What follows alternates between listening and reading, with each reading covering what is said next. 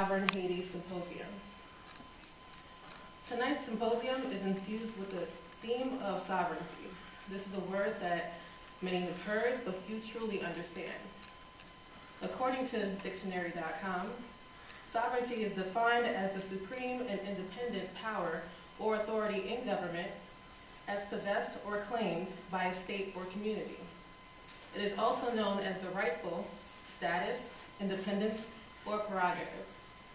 Although Haiti has had its independence for 206 years, has it truly ever been sovereign? Haiti has been plagued for decades by foreign invasions and occupations. These invasions have taken place under the guise of helping Haiti. But, as we all know, has been questionable, to say the very least. As children of Haiti throughout the diaspora, it's our innate duty to establish sovereignty in our country. We owe that to our ancestors who fought and died to make Haiti an independent black country in 1804. So tonight, the objective of our program is to begin this process of making Haitian sovereignty a reality. And now I present to you the liberation.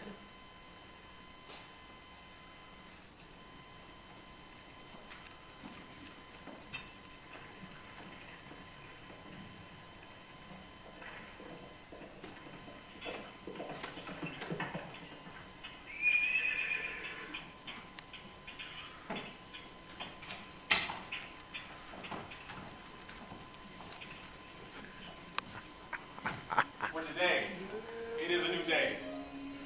Today, we are independent. For today, you are free to be free.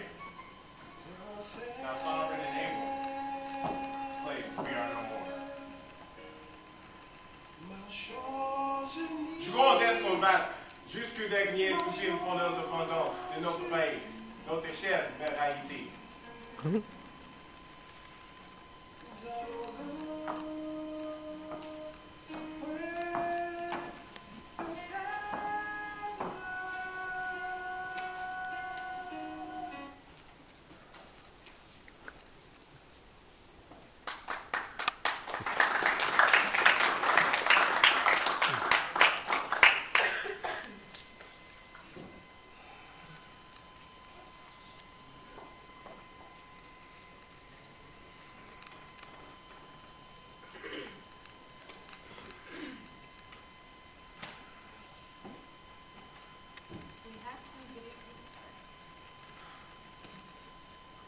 We had two video clips prepared for you, but unfortunately they're not playing.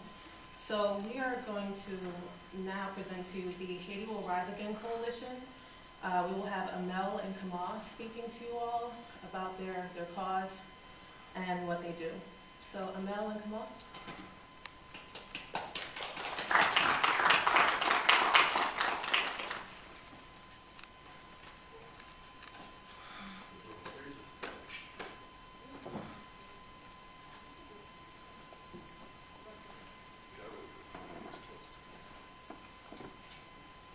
All right, my name is Kali Akuno. I'm with the Haiti Will Rise Coalition. Kamal Franklin, excuse me, I don't recall. Kamal Franklin could not be here. Unfortunately today, his mother is ill in New York City, so he had to go. So I'm replacing him, standing in his stead. So just briefly, just to tell you a little bit about the Haiti Will Rise Coalition. It's pulled together by the Malcolm X Grassroots Movement, All African People's Revolutionary Party, and a host of other organizations. Post the earthquake, to really deal with not just the earthquake and the relief, as so many other organizations are doing, but with some of the long-term fights that Haiti has been engaged in, particularly against U.S. intervention, U.S. occupation, under many guises, particularly the guise since 2004 of a UN occupation of Haiti. And many of us have been doing solidarity work with Haiti for a long time. And so this is just kind of a continuation and a collaboration of that work. One of the things I know Kamal was going to talk about, that I'll try to just talk about briefly, is the historic relationship between, particularly between African people in what is called the United States, this part of North America, and African people in Haiti. And a lot of people don't know that there's a very rich and very interconnected and intertwined history between the two folks. So how many people here, for instance, how many people here are aware that 2/3 of this country's landmass is a direct result of the Haitian Revolution? How many people are aware of that? And do you know what I'm talking about? Does anybody know what I'm talking about? The site exactly, can't do it. Exact example of what I'm talking about so everybody's aware of? Louisiana Purchase. Louisiana Purchase, right? Louisiana Purchase. That was really made possible because Napoleon was defeated. When he tried to invade Haiti, Dessaline and the armies defeated him. They no longer needed Louisiana Purchase primarily, which served the primary function of providing food to Haiti. Right? That was his primary function. Was a food production for Haiti. And when they lost Haiti, and they were beginning to be surrounded by the British, it was better to cut ties with it, let it go, get the money, so they could continue their wars of expansion on the European continent. Right? That led to the whole expansion of particularly cotton production, which is where we come into the equation. Right? That whole kind of western march from the 13 colonies on over on that land that was illegally purchased by Benjamin Franklin from Napoleon. And that whole expansion led to eventual crisis that happened in this country, which is the Civil War. Right? And you lead to the historical events, right? The Missouri Compromise, which led to the Civil War. So you just look at it on that level, there's a lot of intimate aspects.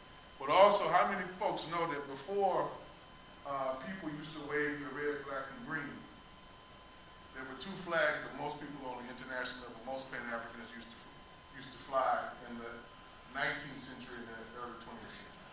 Did anybody stick with the two words? That flag, and there was one more. Or two more, really, but one more that was a little bit more common than the other. Flag of Liberia. Ethiopian right? flag. An Ethiopian flag.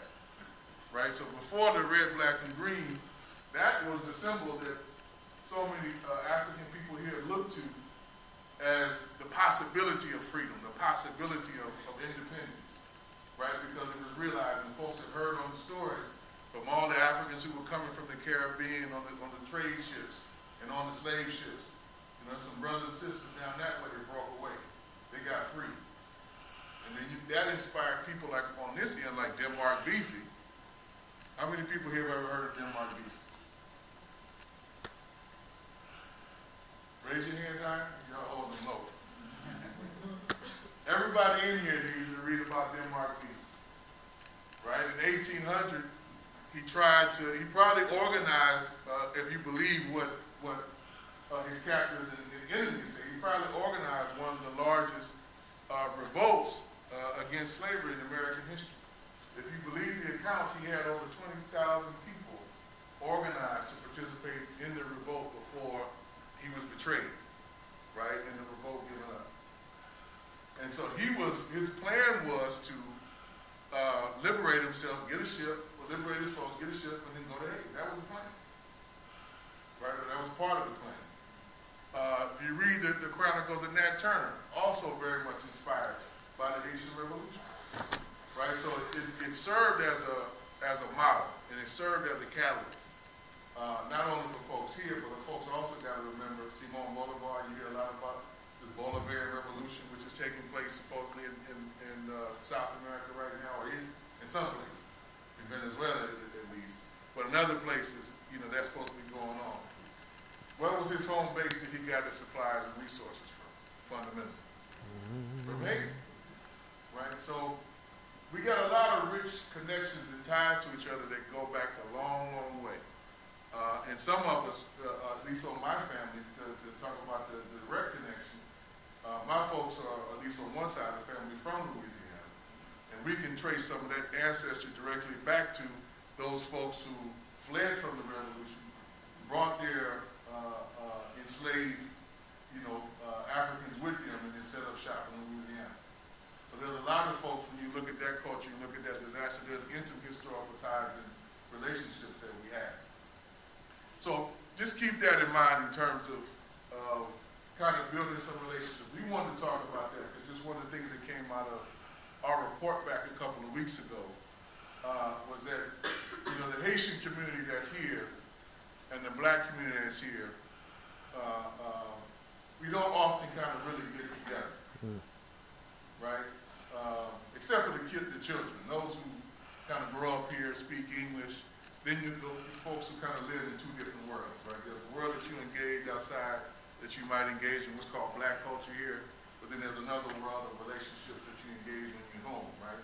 But out in terms of practical politics, business, you know, all those kind of actions, we don't really get down with each other the way we should.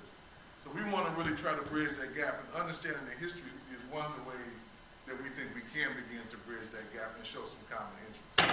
So just one of the last things, a group of us went to Haiti in August. Myself and the mayor was one of the people.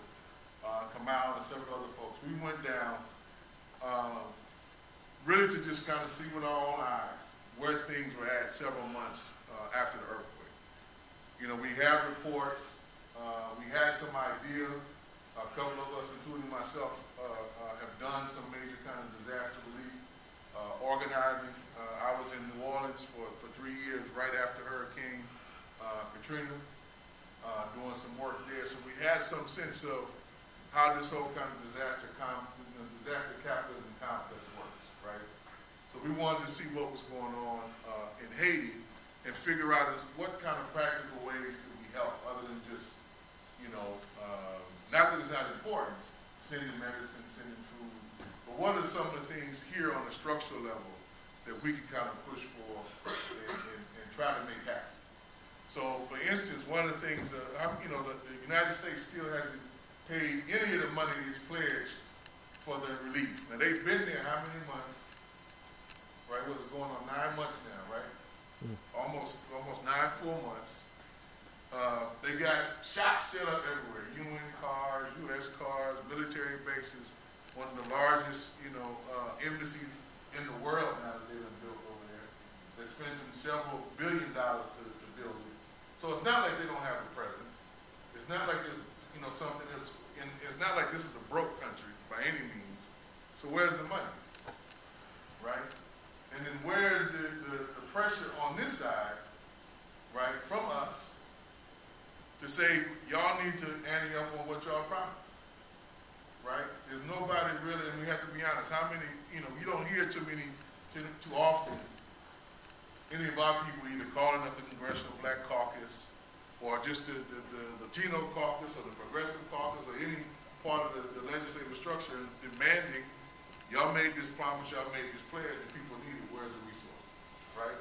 So that's a role that we think in part, to give an example that we can play, we think we should play, right? To help things kind of move forward on this end and to stop some of the regressive stuff that the United States has so often tried to impose upon Haiti. You know, who's kind of, other than Haitians, who was really kind of looking out and saying, hey, that ain't right. You know, this, what y'all trying to do here with this agriculture program or this oil exploration stuff that y'all doing, you know, that's not right. It's violating the sovereign rights. The Haitians should be determining that, not the United States, right? There's not many people on this side of doing that, so we think that's the role that we can play. So part of our delegation was really trying to work with some of the established relationships many of us have from the solidarity work we've been doing over the years and figure out more concretely what do folks need as they define it, not as somebody else define it or according to what we read in some newspaper somewhere, right? But what do they, you know, on the ground say and bring that back and figure out what concretely we can do, given that we have limited capacity and limited resources, but try to be as effective as we can. So we're still in the process of doing that, and we're working, you know, in the coalition with as many folks as we can in the Atlanta metro area. Hope folks can join us in that effort and initiative, and then we can continue working on this symposium project and everything together with each other. I would like